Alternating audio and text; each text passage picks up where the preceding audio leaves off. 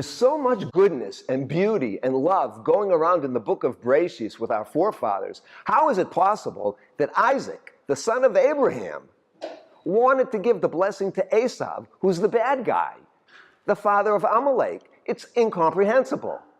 Says the Radak, right there in this week's Parsha, there's one reason. Yaakov didn't need the blessing. Yaakov was a ball in the hoop. It was clear that he was bearing the tradition of Avraham. So what did Yitzchak want to do? He wanted to give the blessing, his avoda, his contribution to the son who needed the blessing. Says the Radak, Isaac knew his son. He knew he wasn't such a good guy. He knew he had elements which were very problematic. And the biggest thing that Isaac can do in his life is get him out of that hole. It's to have a connection with him. It's to be a real model for him. Yes, Isaac can be a model for Esau. So he has to have the special food that his son likes. He's going to do any number of things in order to connect to Esau. That then becomes the greatest tshuva, the most amazing step forward. That's the biggest Kiddush Hashem. And where do we find this most? In the fact of the word that's used when Isaac prays for himself and his wife Rivka that they should have a child.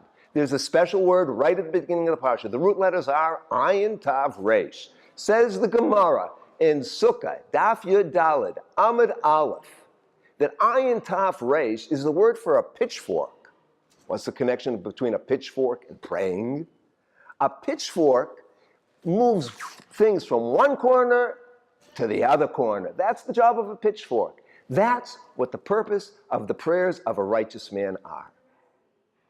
The Gemara there says that a tzaddik's prayers can change cruelty into love, din into rachamim. Isaac knew how to do that. His reality was that.